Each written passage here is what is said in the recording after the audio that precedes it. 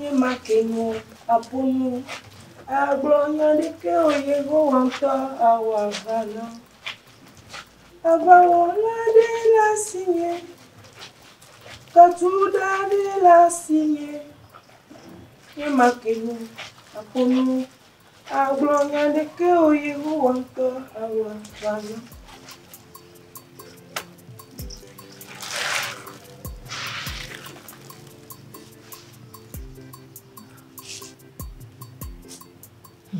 What if you tell her? No, me don't want to do here. Nya popo. Ne lolo kwa, e love you pour la brasser en tiu. Nya kenya.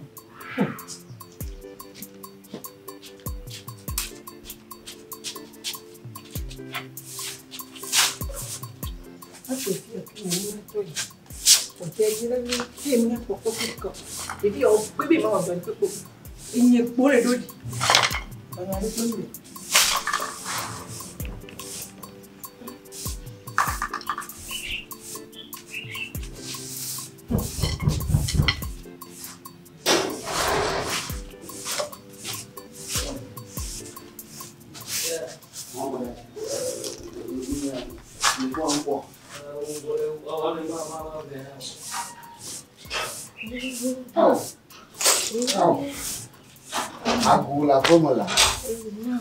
Agula pomala. Yo. Uma dois jornal de. Oh, vai que Johnny Cora ya balom la. Nko le ti. Que é uma jola? Hã? De me vava na minha glenia sagomala. Nasi ka. Ni plovo na makila ta glena. Ni plovo ko mi no go mi ade. Na awo mu magdu. Aba mu joji ni wa. De nya to mi glenia sagomala ni manya badi. Mo jago. Apeto, nemu gami. Egbe ya mba nyu no. Yo la va bi je wa de kutuma to gboga. Bo le bele. Ne va pas me via le que de vieux le vieux. Ma joji no. A chore ka kunya de ka chusuku agbo ba mo. Ba a chi de chi nde wa ba hadamu. Ma ko nya te ko ai. Ni me danu ncho zama nkandima. Wo du ya lijamu. Ah? Benare. On m'avait pour le TikTok vidéo. Nyom dit qu'on s'en avec bid dans le TikTok de Facebook dit au ponaye au Canada. On m'avait pour quoi à Medina. Au fait on toile dans nous. Nyom dit qu'on le TikTok dit au soir maman d'arrêt et y a une bannière pour ponao avec bid tomio. Ala no le poids mayo damna. Après toi Togo la homena. Yem da pompo Togo. Lebede.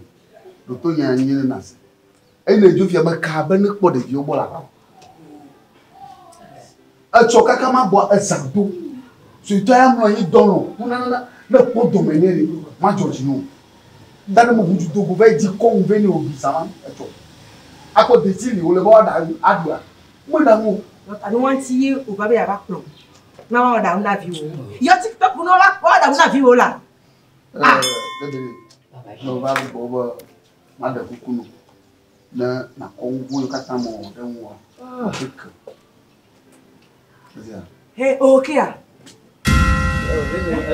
O musu ya npe na wa. Oh. Musu ya pa wa npe na o. Nka ya ga o. Okay ah. Nka ya ga o. Oh, Fuseni. O pon musu ya. Musu ya le nya be mama va. Oh, anya. No to fi ya musu ya la kloro. Bejua de kolonye. Oh, le ti shati me ya nye kliko. Oh, le bele ka na mo la.